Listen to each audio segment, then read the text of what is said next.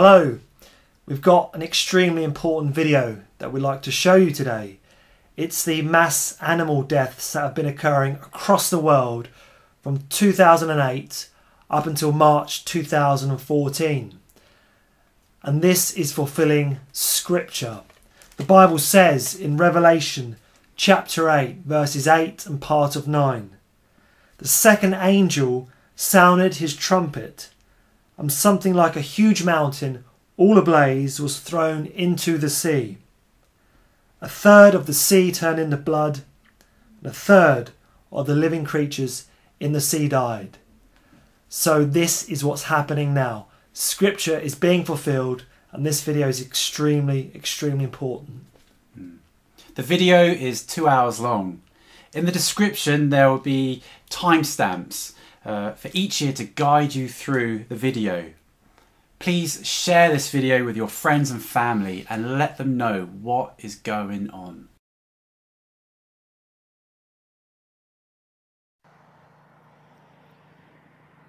There's something deadly stalking these tranquil fields, a killer that has already claimed literally billions of victims and could have a devastating effect on the global food supply. Call it the case of the disappearing bees. All over the US, Canada, Brazil, and parts of Europe, bees are simply vanishing from their hives, and no one knows why. There's no shortage of theories about what's killing the little creatures. Some unknown new disease, pesticides, genetically modified foods, even cell phone transmissions. But so far, no one's found the smoking gun. Carol's taking me to see his hives, which used to be full of bees. And as you can see, they're desolated. But like most keepers round here, his colony's been devastated. They were barely sort of keeping themselves in life and limb. I found that most of them had died. There was a handful of bees left in the hive at the end there, which had got a handful of bees in, a beautiful queen in the centre. It looked super. I thought, well, I can salvage those, but they were all dead. Less than 10 feet away from the die-off, crawling around from these other 9 hives right over here.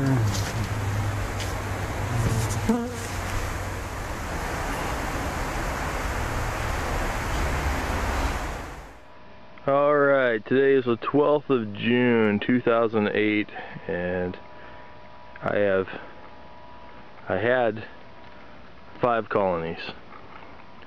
2 remain. Within 24 hours. All 3 of these hives are completely dead.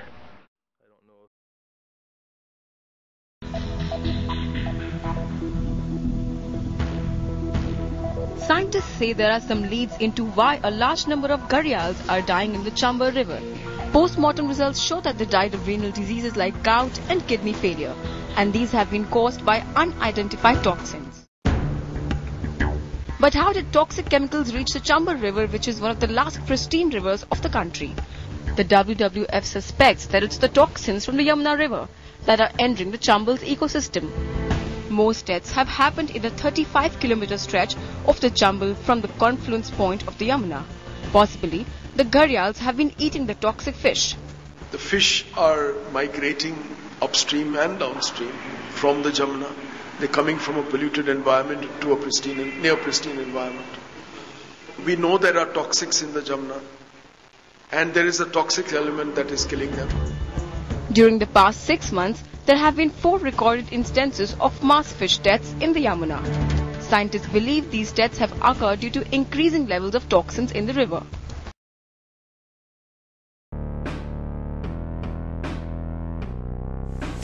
There's about 200,000 bats that typically spend the winter in this mine. And I'm afraid a very large percentage of them are going to die on us. Across the northeastern United States this winter, researchers estimate that hundreds of thousands of bats died, and nobody knows why.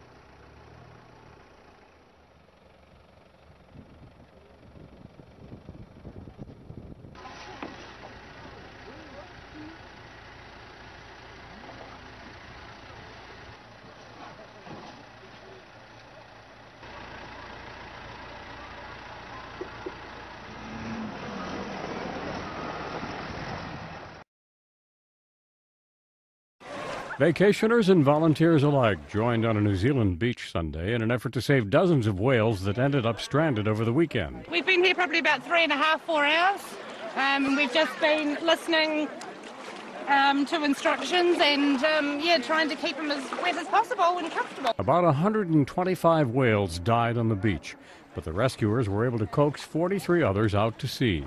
Conservation officials are not sure why the pilot whales ended up on the beach. They think one of the whales may have been sick and their sonar led them into shallow water.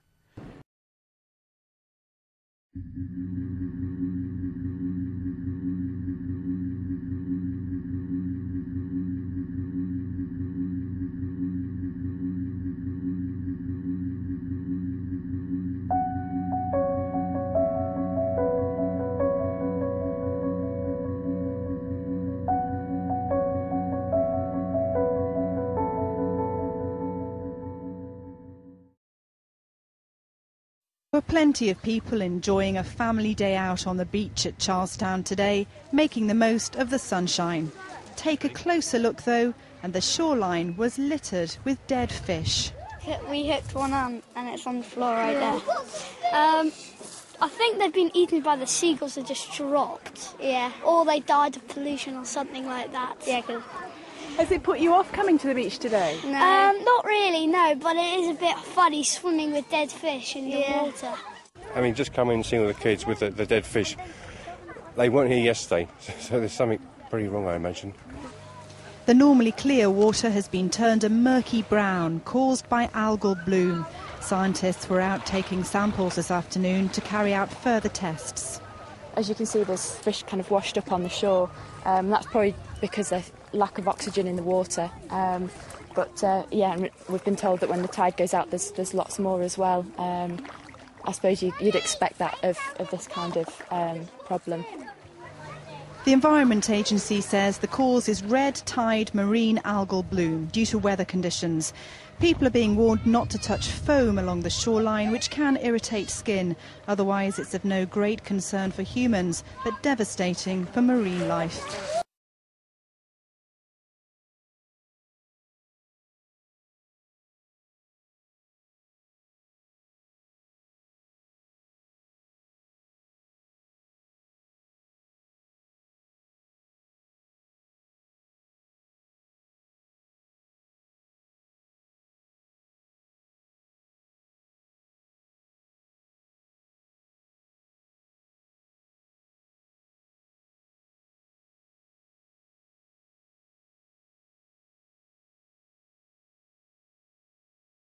Well, thousands of fish are dead at the mouth of a shipping channel, as well as a dead whale that was reported in Venice today.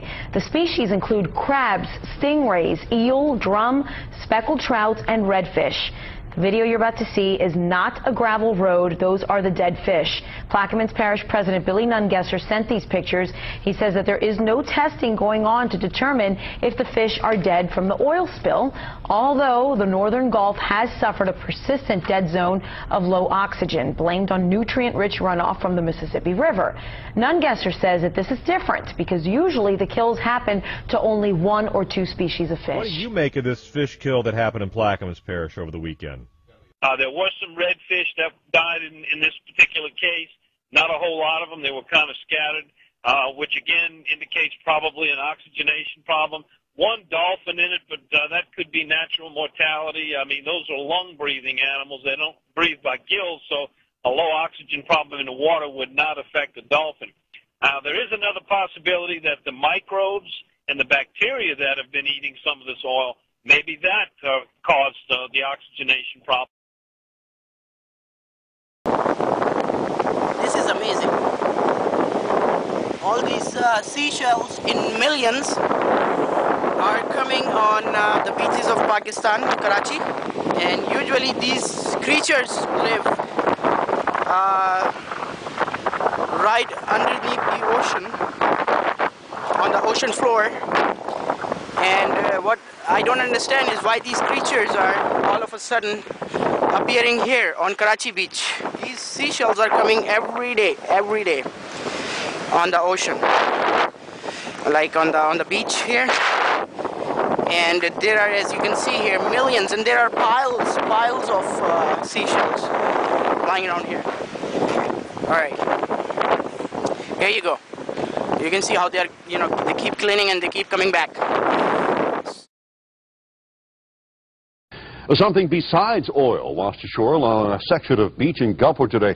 Construction workers at Jones Park called WLOX this morning with news about a fish kill.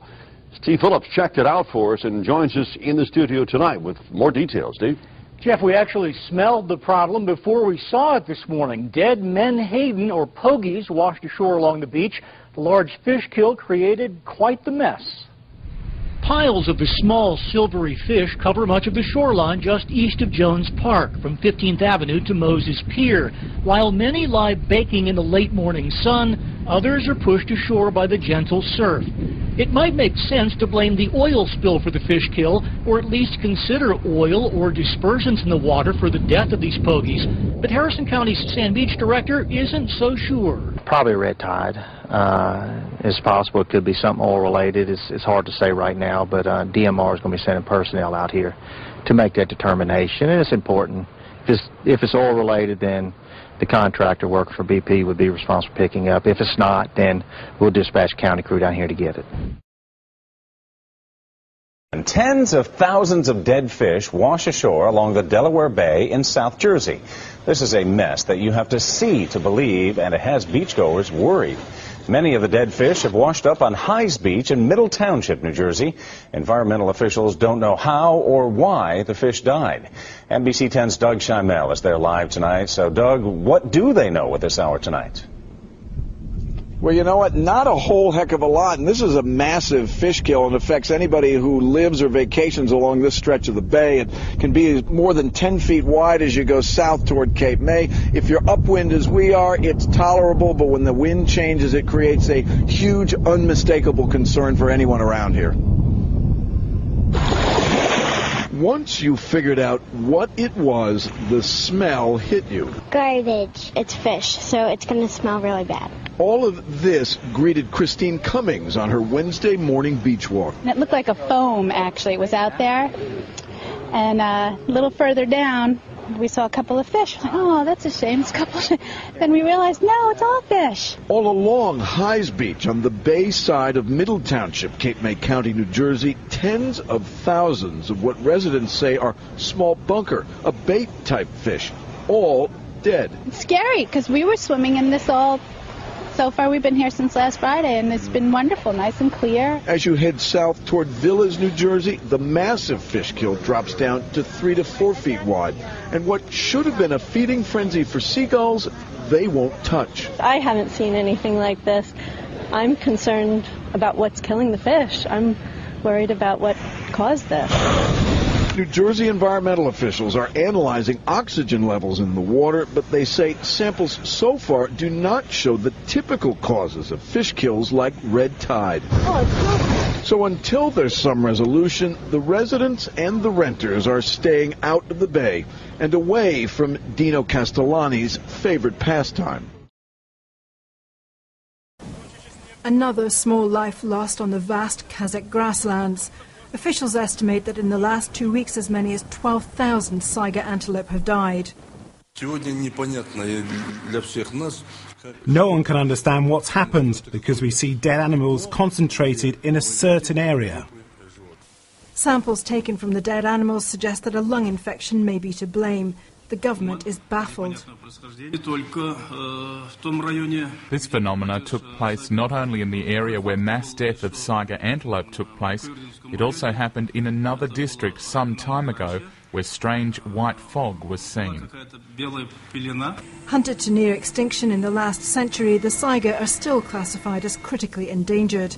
And as their numbers plummet once again, this graceful sight is becoming ever rarer. Wendy Urquhart, BBC News.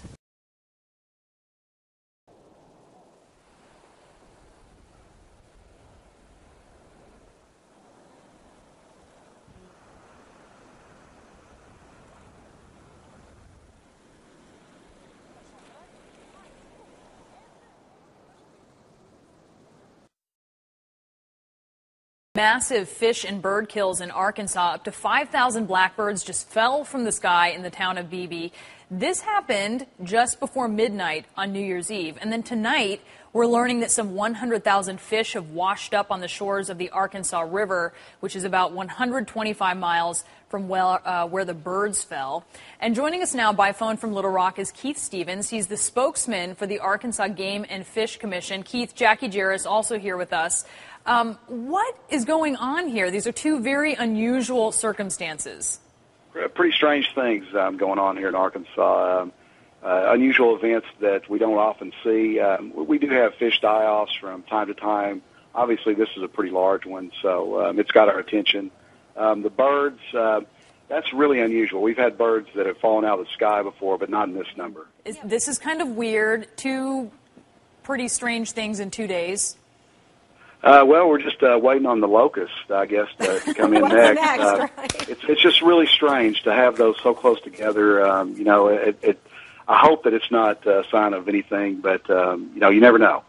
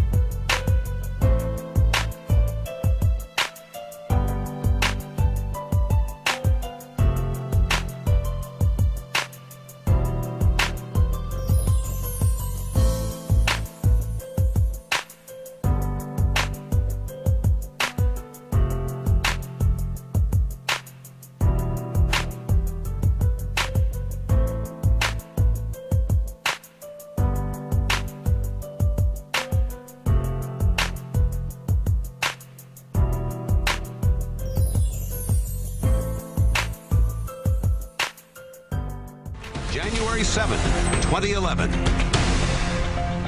Good evening, I'm Cynthia McFadden. We begin tonight with an environmental mystery. Hundreds of turtle doves turned up dead in the parks and streets of a town in northern Italy today. And scientists don't know what killed them. Maybe not news that would normally cross the globe, except that this is at least the 6th bizarre incident of its kind in the first week of the new year. And that's not to mention all the dead crabs and fish. So what's going on? As many as 100 dead birds have fallen from the sky in Sweden, in the latest of similarly bizarre fatalities. Residents of Fulköping found the bodies of the jackdaws on Wednesday. Investigators believe cold weather, difficulties finding food, or possible shock could be behind their deaths. The discovery in central Sweden follows similar incidents in the United States. A Kentucky woman also found dozens of dead blackbirds in her back garden. Experts have dismissed a link between the incidents as highly unlikely.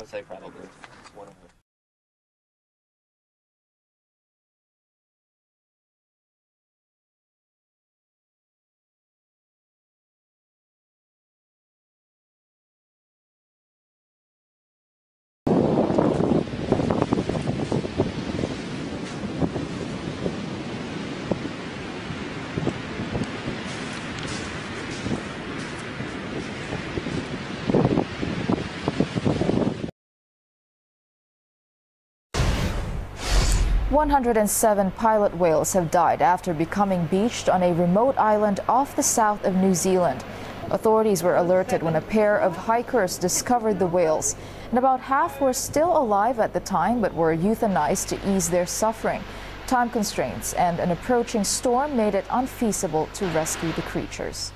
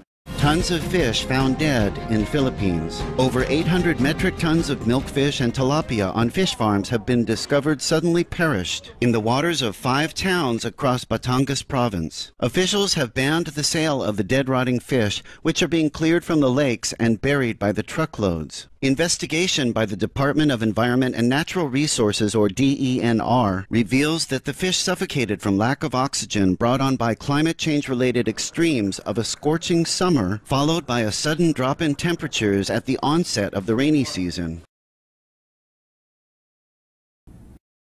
Fish farmers in southeast China are reeling after millions of fish suddenly died over several days last week. Chinese media estimates 8 to 9 million farm-bred grass carp died along a section of the Ming River in Fujian province. The fish started dying on August 27th, first in Huangtian Town in Gutian County, then downstream in Shuikou Town.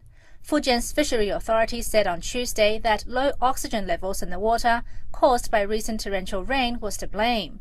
But one farmer told the Shanghai Daily that even as they pumped oxygen into the water, fish kept dying in large numbers. Some suspect pollution from nearby industrial waste is the real culprit.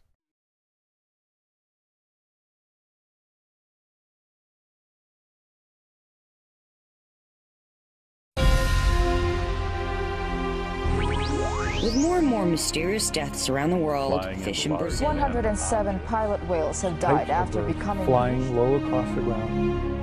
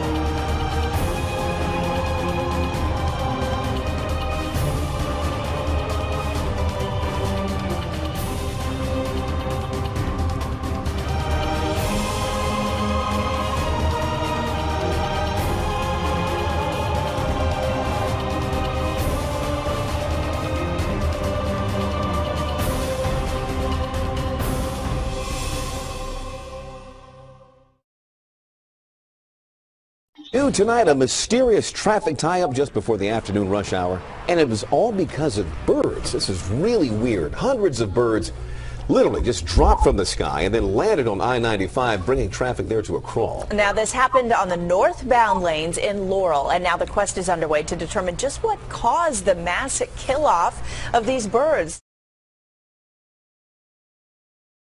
You know, in Peru, environmentalists have a real mystery on their hands. Nearly 900 dolphins have turned up on a stretch of beach on the northern coast. Scientists have been testing the dolphins and trying to figure out exactly what happened.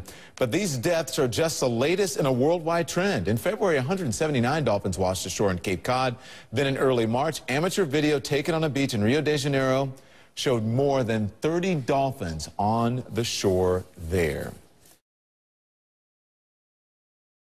More more than 800 dolphins. Now, more than 500 pelicans are washing up dead on the coast of Peru from Punta Negra to San Jose. It's a mystery as to why. Marine conservationist Hardy Jones recently visited this area in Peru, and he is the executive director of Blue Voice, an ocean conservation organization that protects whales and dolphins. I spoke earlier with Hardy Jones about the situation.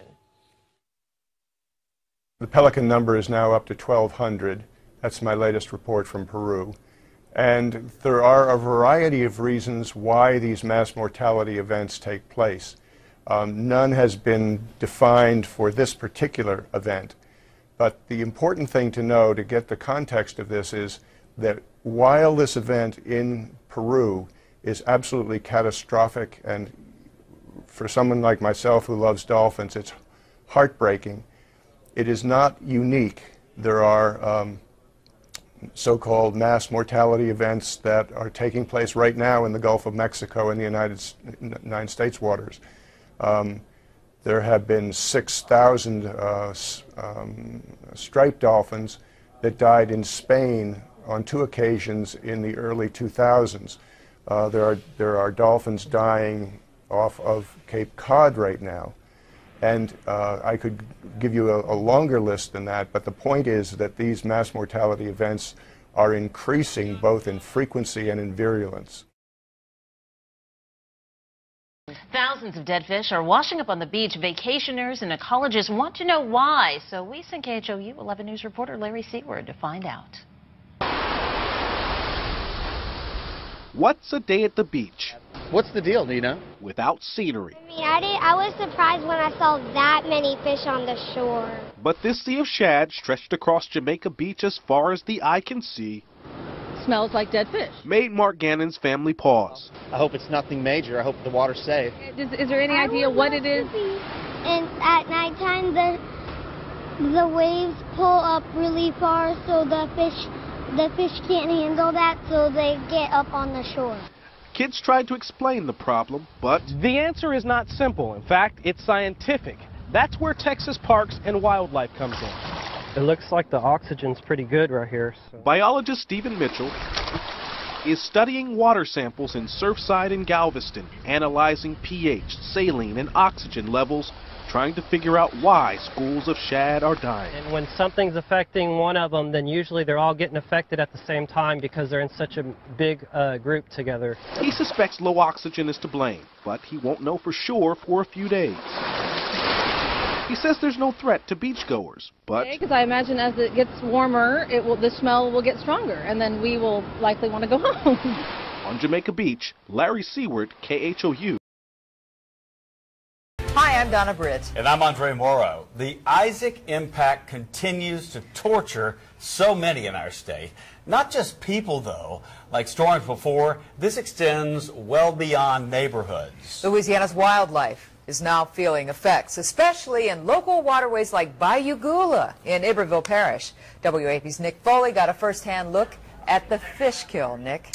Yeah, Donna, large amounts of fish kill after hurricanes is nothing new in southeast Louisiana, but it certainly doesn't make the situation any easier to take for the people that depend on these fish for their livelihoods. The fish is just starting to come back in the bayous here after Gustav. Now we're having this. For Iberville Parish Councilman Pete Kelly, the images in Bayou Gula speak for themselves. The wind blew the limbs in the canals and the leaves is taking the oxygen out of the water. Kelly, who is also a commercial fisherman, can only watch as fish fight for the oxygen-filled water making its way into the bayou. This is some fields that the water's coming out of, and it's fresh, and this water's not going to last much longer, and you're going to see all these fish die.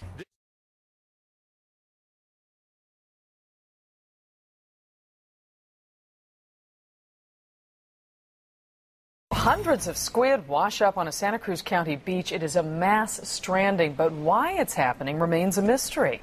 Good evening, everyone. I'm Carolyn Johnson. And I'm Dan Ashley. They're called jumbo flying squid, but tonight they're dying in large numbers. And they washed up along Rio Del Mar State Beach near Aptos. That's where ABC 7 News reporter Alan Wong is live for us tonight. Alan.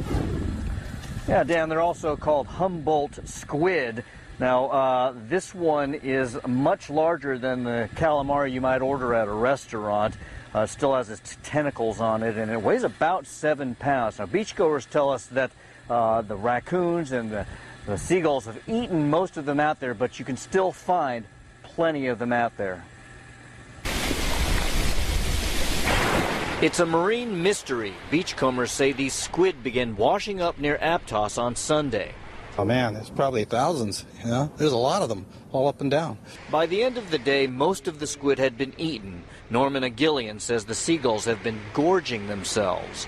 Our dogs wanted to go after them because they're all sitting on the beach. They had their full. Researchers with the Hopkins Marine Station at Stanford are trying to figure out why these Humboldt squid ventured out of their native waters in the Sea of Cortez near the Baja Peninsula. This is the first time I've seen squid, and it's definitely the first time I've seen really big squid. And these are just the babies. Adult Humboldt squid can grow to 6 feet long and 100 pounds. But researchers say all of these squid are juveniles.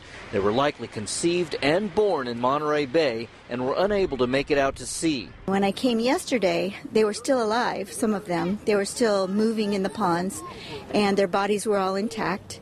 This isn't the first stranding. Researchers recorded smaller strandings over the past 2 months from Santa Cruz to Pacific Grove. Now they'll be examining the contents of their stomachs to see if they died from natural or unnatural causes.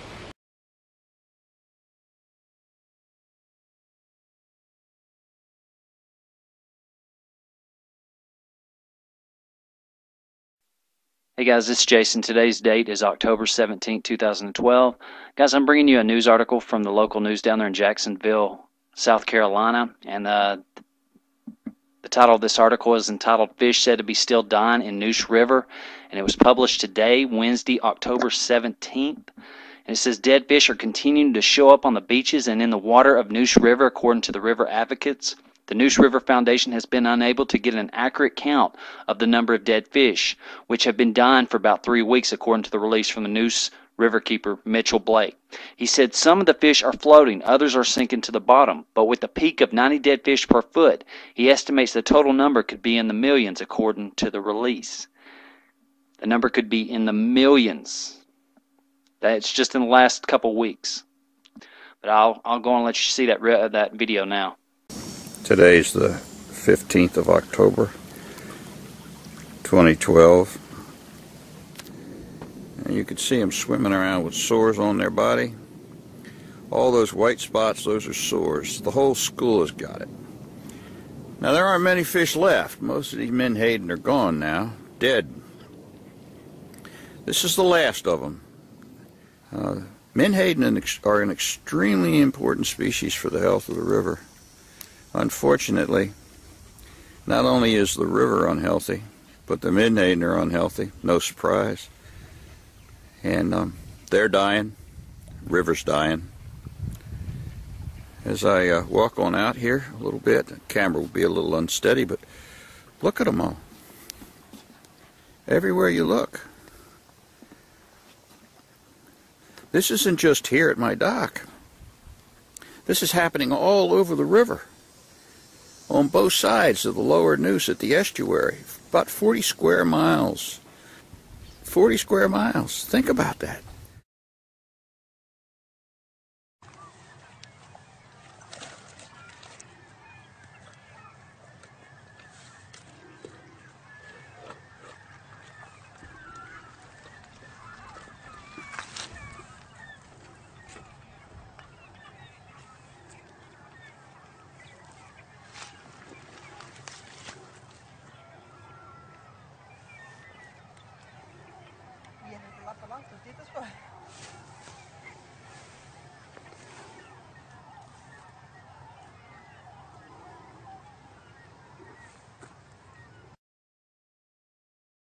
Thursday of last week, a student at the University of Guam's Marine Lab noticed a lot of dead fish along the shore in Pago Bay.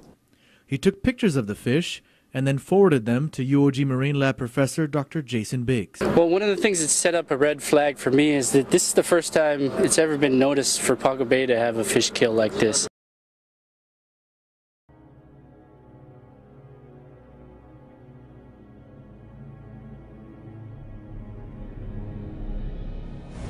A record number of Michigan deer are dead, victims of the viral disease EHD. 24-hour News 8 Steve Kelso is here with new numbers from the DNR now. Steve?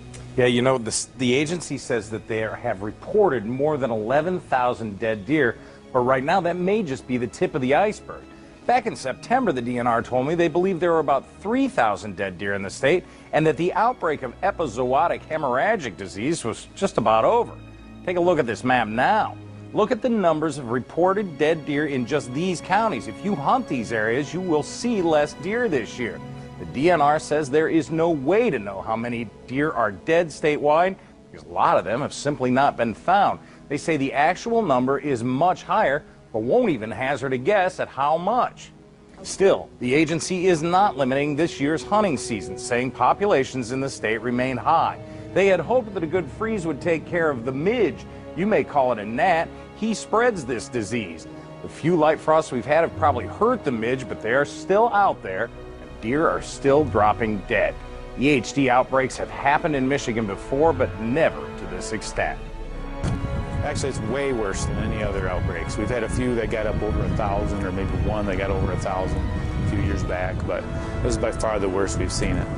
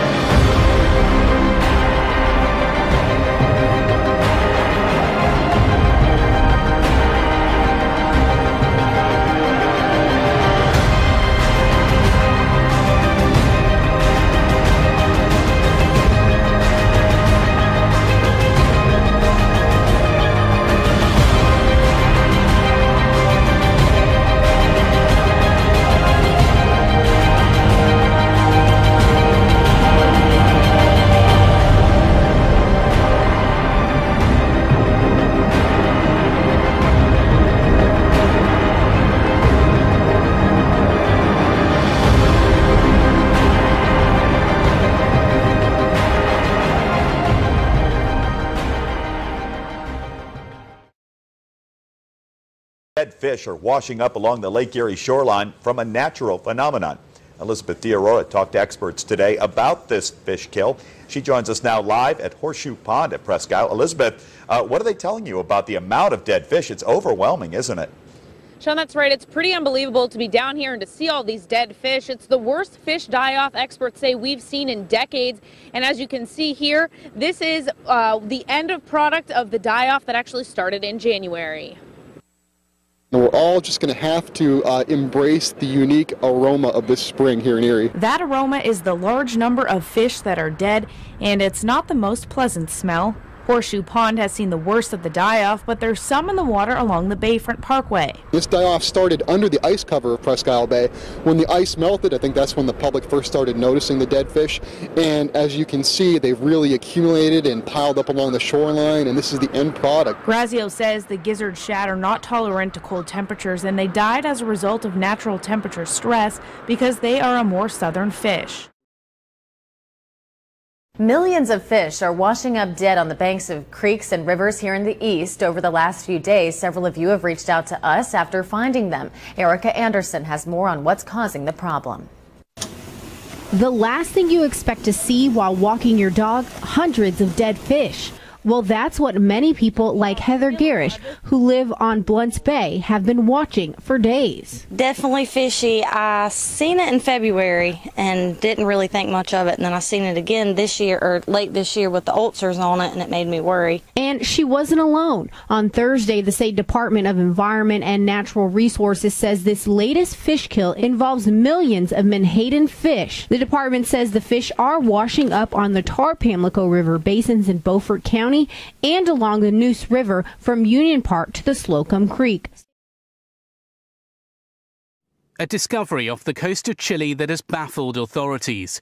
Thousands of langoustines washed up in central Concepcion province. Beaches have been covered red as the Dublin Bay prawns were found. Investigators are trying to find out what has killed so many crustaceans in this case. It's too early to say whether it is natural death or an environmental crime, but police are not ruling out anything. Officers are due to go out into Coronel Bay to work out the sea temperature, electric conductivity, and most importantly, levels of oxygen. In recent years, a number of dead sea creatures have washed up on South America's Pacific coasts. Environmental experts say some possible explanations could be viruses, offshore oil exploration, and poisoned food sources.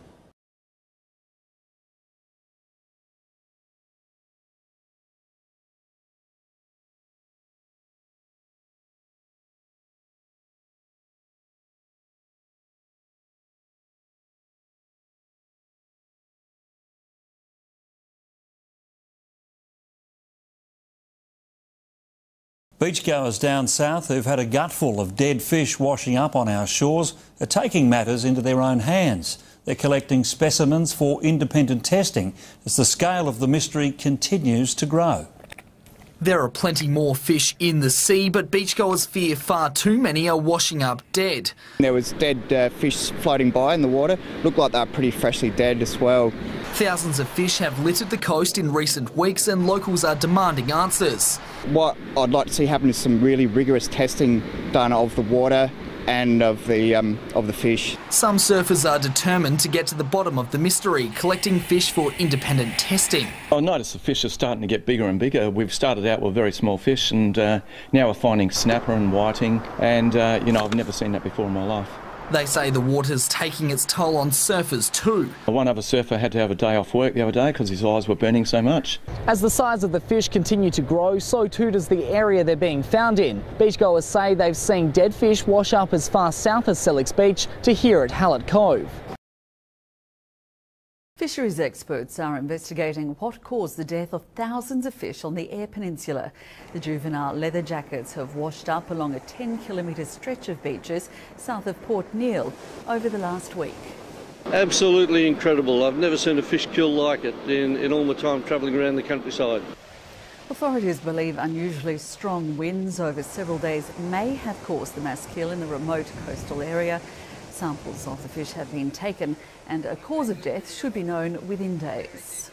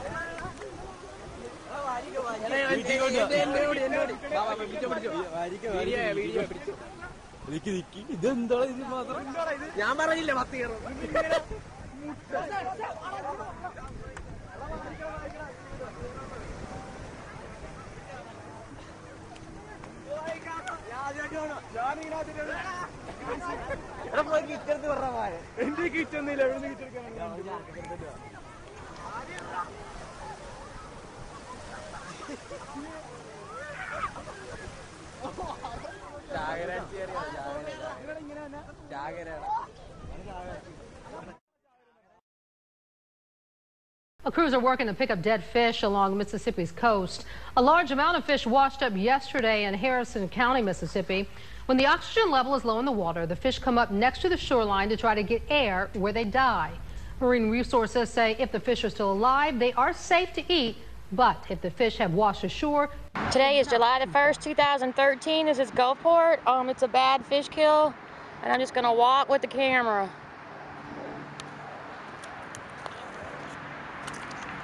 And I am stepping on dead fish.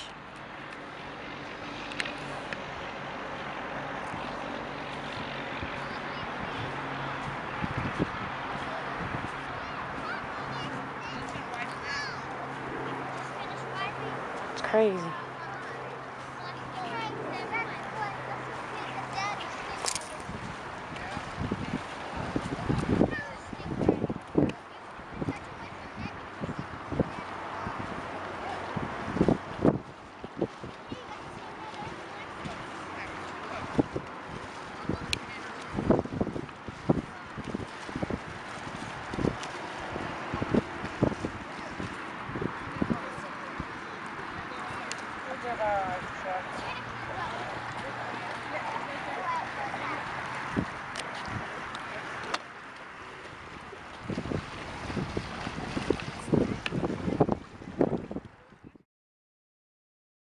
They're dead, they smell, and one local community had to share their beaches with them. Thousands of fish washed ashore on Pawleys Island today, prompting many of you to come to us to get answers.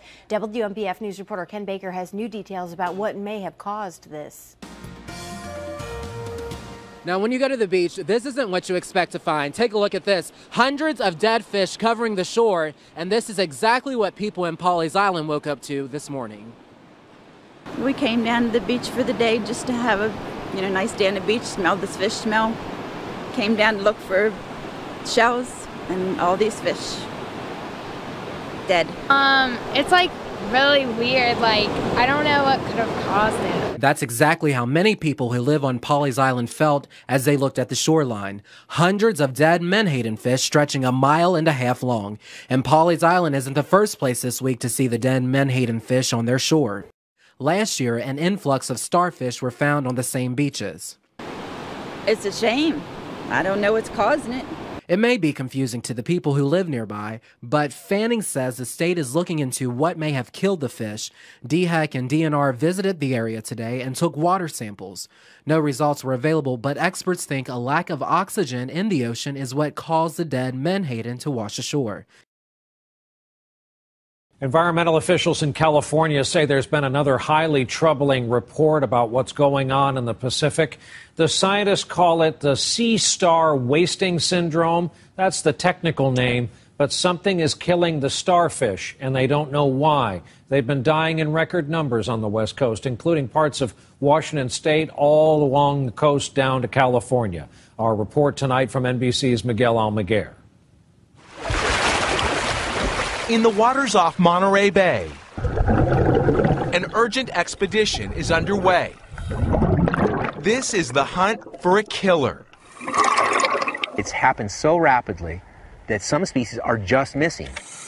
Marine biologist Pete Raimondi is searching for clues to an epidemic named starfish wasting disease, infecting waters from Alaska to Southern California, causing millions of starfish like this one to fall apart and melt away.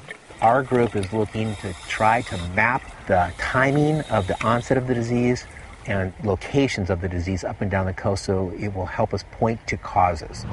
The die-off has decimated the starfish population in this cove. 2 species that used to thrive here have now vanished. Sea stars, commonly known as starfish, are natural predators, feeding on mussels and clams that can overpopulate and tip this fragile ecosystem out of balance. Are you worried this could be the canary in the coal mine? Absolutely. We've got a holding tank. Dr. Michael Murray says the disease has even penetrated the filtration system at the Monterey Bay Aquarium. So we draw our water in out of Monterey Bay. Whatever it is that it must be in the water is affecting our animals as well. It's happened before. In the 80s and 90s, starfish wasting disease knocked out pockets of these creatures in these very waters.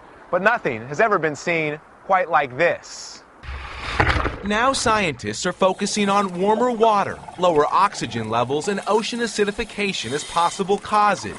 But nothing is off the table. I mean, I've had probably 100 emails thus far saying, well, what about Fukushima because of radiation? We haven't ruled that out yet, but we're clearly not ruling that in. The mysterious disease has now spread to at least 10 species of starfish, and it's threatening more every day. A grim sight on the picturesque beaches near Chile's northern city of La Serena.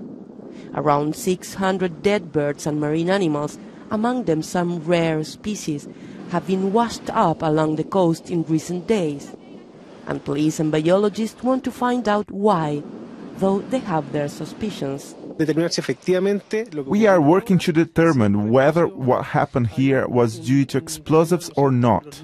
This is an issue with sea lions because of the damage they cause the fishermen's nets. But what local residents say is that explosives are no longer used.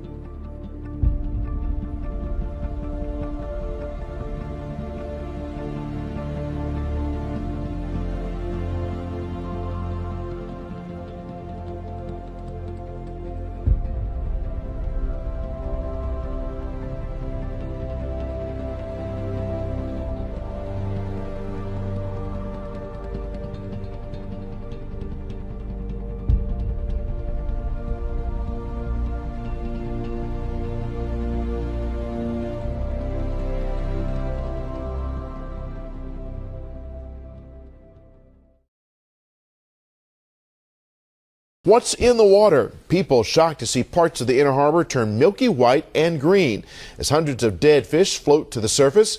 WJZ's live Megan McCorkle has been down at the waterfront as experts search for what's causing it. Megan. Vic, preliminary tests show little to no oxygen in the water. Now experts are trying to find out why. Right in the shadow of the National Aquarium, a troubling sight on the inner harbor. It was white, chalky, looked almost like weird pool water. From Sky Eye Chopper 13, you can see the murky green water spilling out from the Jones Falls into the inner harbor. This lighter green colored water that you can see contrasted against the harbor has moved about another 100 yards into the harbor. At least 200 dead fish have floated to the surface. We collected water samples today. We'll be doing more tests on those tomorrow. The Maryland Department of Environment hazmat team is investigating the cause and says the recent heat wave could be a factor. It's probably a sequence of events that has to do with too many nutrients being in the water that creates a series of reactions and events that leads to there being no oxygen in the water. All right, now to a mystery that has rocked the world of honeybees. Millions of bees simply dying or just disappearing, leaving no empty hives, no honey. And it's a trend that experts say is getting worse and could mean shortages of honey and lots of other popular foods that we eat. Here's ABC's Devin Dwyer. For 63 years, Charles Smith's hives have been buzzing with millions of bees. They do sting sometimes. It's hard work, but you gotta love it. A booming business renting out bees to pollinate fields of blueberries and apples. But then last winter, many of his swarms suddenly went silent. The bees gone without a trace. We lost almost 50% up in this area. The bees were all just gone. I mean, It's like the bee can't find his way back home. It's a mystery that's puzzled beekeepers everywhere, even spurring talk of a bee-apocalypse. A stunning 1 in 3 U.S. bee colonies disappeared last winter with no clear explanation of why. Scientists say another big loss this year could devastate the American food supply. Fewer bees mean fewer pollinators to help plants produce their fruit. That could mean shortages of foods like broccoli, celery, even avocados. And about 1 in every 3rd bite that we eat, all the fruits, nuts, and vegetables that really kind of enrich our diet, those are the things that are at risk. Jeff Pettis is the government's top bee researcher. He says the disappearance of bees is getting worse. So how healthy is this colony? It's reasonable, it's not great. At his USDA research lab, Pettis has found plenty of clues, from pesticides and blood-sucking mites to viruses and disease, but no smoking gun. Animals are mysteriously dying left and right in China, and no one knows why. This time it's 289 pigs and 89 dogs in Luoyang City in western Henan province. They reportedly all died suddenly on Monday for no known reason. According to this local media report, tests have ruled out that the animals died because of bird flu. The H7N9 strain has killed 16 people out of 77 reported human cases. But whatever killed the pigs and dogs in Dongtun village remains a mystery. One local also said that dogs that weren't killed are dying. They suspect a gas leak from a nearby chemical plant killed them. Locals have been complaining that a bad smell in the air had gotten especially bad. The mysterious animal deaths follow close on the heels of the sudden appearance of 16,000 pig carcasses in a major Shanghai river, over 1,000 birds and ducks turning up dead throughout China, and 1/4 of a ton of dead fish washing up also in Shanghai. Biologists are trying to unravel a mystery in northeastern New Mexico. More than 100 elk found dead on a ranch about 20 miles north of Las Vegas. The news comes as a shock to game and fish investigators and to hunters just days away from hunting season. News 13's Tina Jensen has the story. Sky News 13 flying over a gruesome discovery on the sprawling 75,000-acre Buena Vista Ranch near Mora. A massive die-off of more than 100 elk within 1 square mile. The elk weren't shot, so Game and Fish is investigating just what caused the deaths, which seemed to happen overnight. Their top suspicion? Something called epizootic hemorrhagic disease, or EHD. The often fatal disease is caused by insect bites. An elk could get a fever. It's usually a pretty fast illness, and up to 8 to 36 hours later, the animals go into shock and then they die.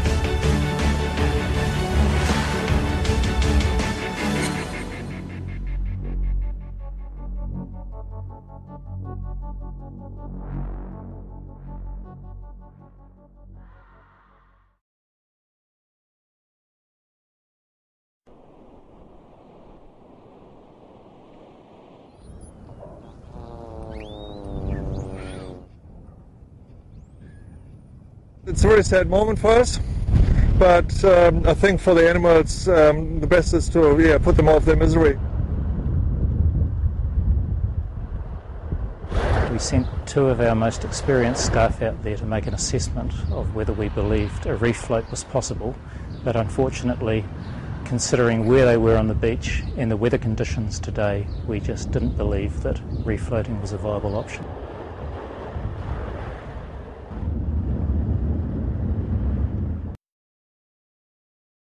At least 16 people are receiving antiviral treatment after coming into close contact with bats affected by the weekend heatwave in southern Queensland. Up to 100,000 flying foxes may have died during the extreme weather. Josh Bavis reports it's causing a problem for residents and councils. In Boona, the stench of rotting carcasses hangs in the air. I couldn't describe a smell that bad so continuously. Like death. That's what it smells like. It's bad. Council teams have so far cleaned up about 2,500 dead bats here and expect to collect more. When the heatwave peaked on the weekend, thousands of bats fell from the sky.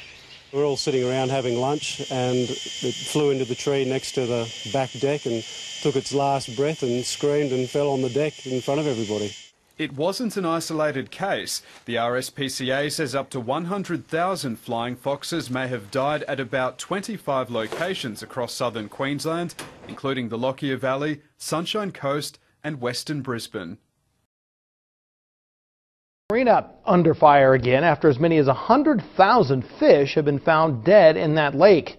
Colorway Newshouse Catherine Van joins us live in the studio tonight to tell us a little bit more about what's going on at the marina. Catherine?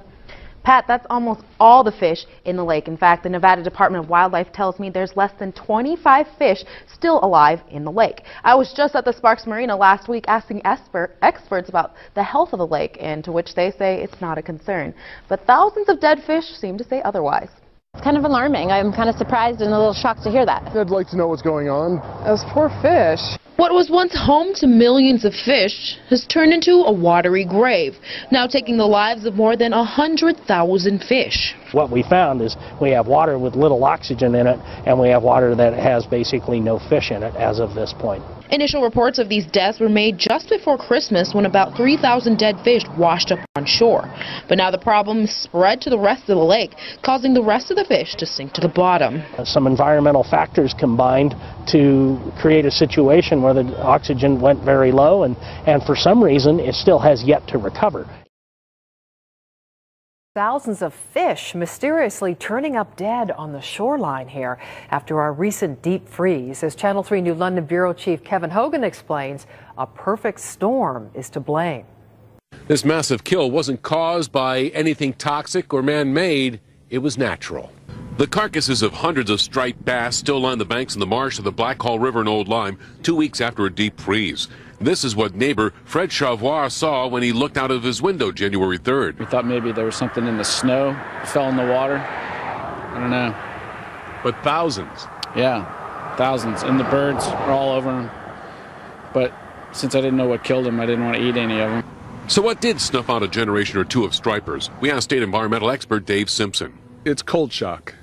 Striped bass exposed to a sudden change in temperature, as we had a couple of weeks ago during that cold snap in very shallow water, simply succumb. They have no place to retreat to. At the time, the tide was astronomically high. As it receded to a very low tide, the freeze hit, and the fish couldn't swim out to deeper water, and they were trapped.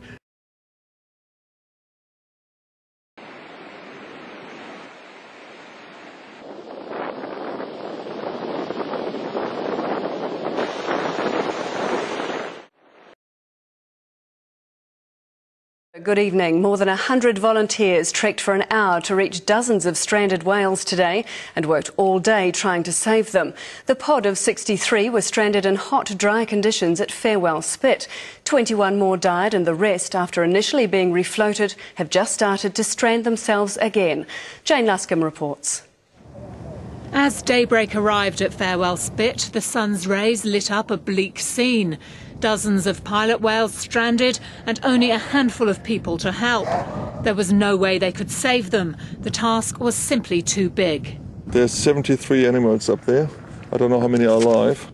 And then the cavalry appeared. People had just beaten their feet and got out here, come prepared with wetsuits, so yeah, we could just give them a briefing and they got straight onto the whales, and yeah, it worked really well. They trekked 5 kilometres up the beach to help.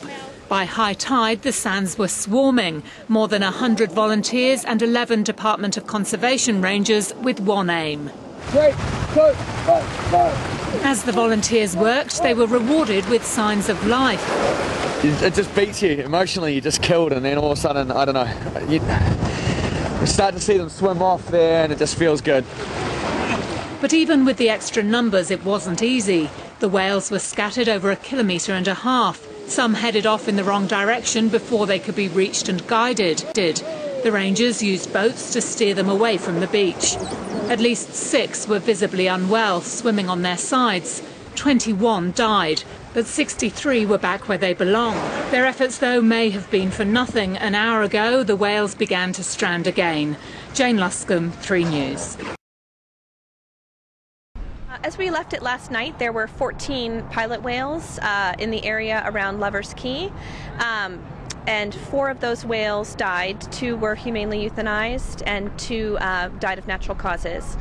This morning we had teams get out and a helicopter go up to try to locate any additional animals, and we did recover 2 additional dead animals, and then came across 2 animals that were live stranded in about 6 inches of water and in very, very poor condition. And unfortunately those animals did have to be euthanized as well. So we had a mass stranding in December off of Everglades, and then of course we have this mass stranding right now. Now there were 23 whales that were sighted initially on Sunday down by Marco Island in the Naples area. They were last sighted last night, and we have confirmed through photo identification of their dorsal fins that those individuals were not the same individuals that stranded in the Everglades. These 14 whales around Lover's Key, we have not completed the photo identification matching yet, so we don't know if any of these 14 individuals are related to the animals that stranded in the Everglades. So these could be 2 completely separate groups of whales mass stranding within a month of each other, and that would be rare. The last mass stranding prior to the December event was in Fort Pierce, Florida in 2012. There was also a stranding in Cudjoe Key down in the Florida Keys in 2011. Prior to that, the most recent previous mass stranding was in 2003. Scientists are trying to solve the mystery of the dead birds tonight. Hundreds of them died in the same place, same time in Burleson this morning. Channel 8's Jim Douglas has been looking into it. The scene prompted a lot of calls from motorists. Dead starlings and grackles scattered on and around the I-35 South Service Road at Alsbury Boulevard. The ones we found in the grass did not have any signs of trauma that we could see. Burleson Animal Control picked up just over 200 dead birds. Tonight, more pilot whales are found dead off the coast of southwest Florida. Today, boaters found the remains of 25 pilot whales on an island near Marco Island. They appeared to have been there for about 24 hours and were part of a pod first seen Sunday. The whales were discovered 2 days after the deaths of 8 pilot whales near Lover's Key. That's about 40 miles north. What killed them still remains a mystery. Now to a bizarre story. Hundreds of dead fish are surfacing in a popular fishing spot on the Kings River. Action News reporter Rick Montanez is in Kings County with what state fish and wildlife wardens think killed all those fish. The hundreds of dead fish began showing up earlier this week, and fish and wildlife officials think it may be something missing from the water. Several clusters of dead, decomposing carp line this segment of the Kings River. The rotting fish leaving a strong, disgusting odor in the air. Fish and wildlife officials surveyed the area Wednesday evening. What we think happened is the fish kind of got concentrated in this one area because of the low flows. And when you get this many fish in one small area, the dissolved oxygen in the water becomes an issue, and basically the fish suffocate. Along a strip of Peru's northern coast, the dolphins were lying dead. More than 200 carcasses washed up on the shore. They were to be added to a toll which now counts 400 dolphins found dead since the beginning of the year. No one knows why. This is not the first time scientists find large groups of dolphins dead in Peru's coast. Last year, hundreds of them were found in the same area in northern Peru. Officials were never able to determine the exact cause of death. Experts say the mammals could have eaten particles of plastic now polluting the Pacific. Or the dolphins may have eaten fish carrying deadly toxins. Because this has happened to a group of dolphins that don't show any sign of human participation in the deaths, the investigation is much more complex. Instead of fresh air, joggers and cyclists using the Bishan Ang Mo Kio Park on Wednesday morning had to breathe in the stink of rotting fish, as hundreds of them were found belly up in the river and along the banks. PUB posted on their Facebook page that the fishes could have died from a lack of oxygen in the water. The board added that laboratory tests found that the water is not contaminated. Contractors cleaned up about 400 fish from the park. You're watching Singapore Tonight. Welcome back. More than 20 fish farms along the East Johor Straits have reported incidents of fish dying just before the start of the Lunar New Year, and this has caused an estimated loss of more than $3 million.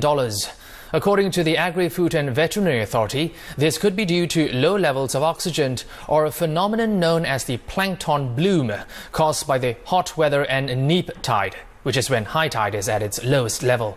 Some of the farms claim to have spotted about 200 to 300 dying fishes.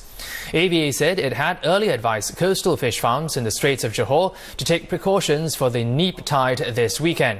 It's also advising farmers how to mitigate losses while it continues to monitor the situation. So we come along to the Wales Management Department of Conservation in this case, and we're asked, we wish to be able to give thanks for the whales and wish, just like what we would with our human friends that have passed on, a blessing to the whales and wish them well on their last journey, their final farewell. So basically it's a farewell to our friends, our cousins through genealogy, because we know that Māori believe that all animals and humans are related. So for us it's giving them a decent farewell on their final journey, and a prayer and karakia.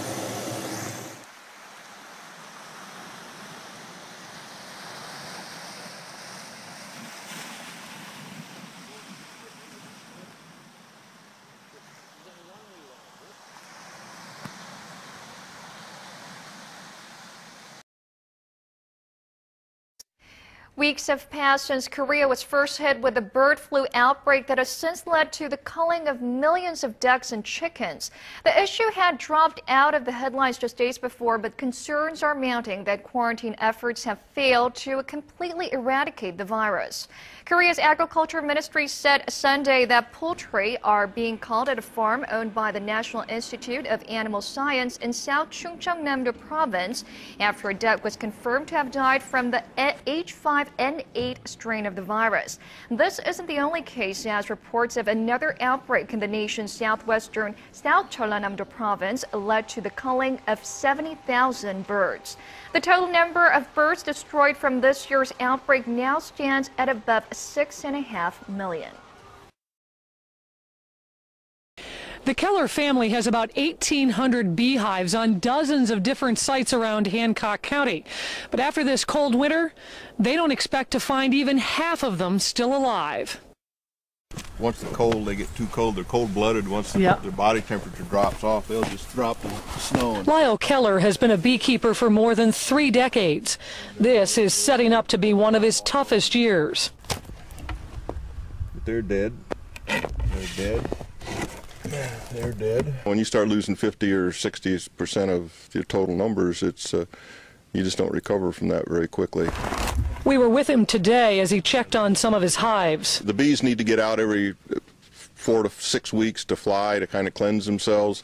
And this winter's been, they just haven't had the cleansing flights. They've been under snow and stuff, and it's just really rough on them. And plus the extreme cold. In addition to the extreme cold, Keller says pesticides and the lack of a quality food source are two of the main reasons for the population decrease. Well, 25 years ago, if we had a 5% winter loss, that was a bad year. And now you're talking 50% winter loss. I'd be happy with that.